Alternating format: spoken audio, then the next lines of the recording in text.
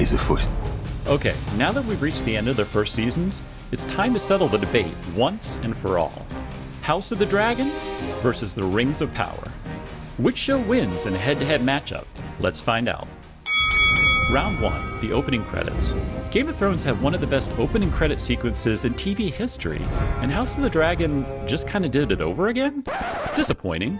And yes, the Rings opening credits do owe quite a bit to Thrones too, but watching The Sand is pretty mesmerizing, and Howard Shore's theme puts it over the top. Round 2, the source material.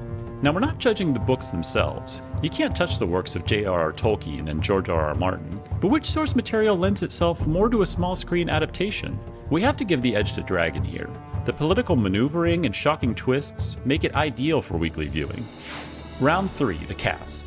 Okay, here's where things get really tough. We're loving the cast full of newcomers on Rings, from Morfydd Clark as Galadriel to Markella Kavanagh as Nori. Only you can show what you are. You choose by what you do. But when it comes to Emmy-worthy performances, Dragon just delivers a bit more oomph, thanks to breakout stars like Millie Alcock as young Rhaenyra, and big names like Matt Smith as Daemon and Olivia Cooke as Alicent.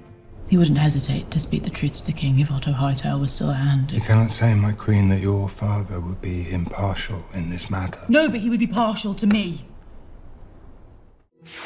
Round 4, the dialogue. Now the writing's strong on both shows, but there's a clear divide here. Rings is way more uplifting, with clever proverbs and inspiring pep talks, but since we're meanies at heart, we'll give the edge to the gut-level barbs flying around in Westeros. He can keep his tongue. Round 5, plot and pacing. Now House of the Dragon was really on a roll there, but here's where the wheels start to fall off. You know what I'm talking about. Time jump city.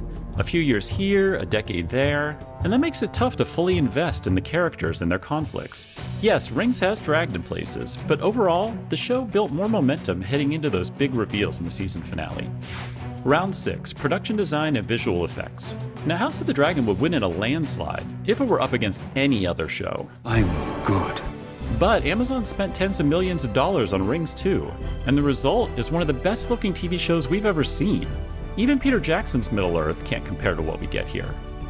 Round 7, battle scenes. Rings of Power comes out on top in this category too.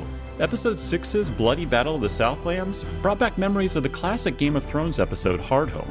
Now Rings isn't quite on Thrones level just yet, but it's closer than House of the Dragon is, especially since that show's first season featured more psychological conflicts than physical ones. And finally, Round 8, ships. As in relationships. Now it's not like we need romance in our TV shows, but let's be real, it sure helps. And when your most developed relationship is between an uncle and a niece, that's not great. Meanwhile, Rings has given us the forbidden bond between human Bronwyn and elf Arendir, and some major sparks between good and evil, aka Galadriel and Halbrand / Sauron. And you, my king. The Dark Lord. Not dark. Not with you at my side. Plus, come on, Durin and Disa are totally #couple goals. We get it, Dragon isn't trying to pluck our heartstrings, but that means Rings wins this one, almost by default. So, the final tally is 5-3, with the Rings of Power edging out House of the Dragon, at least for their first seasons.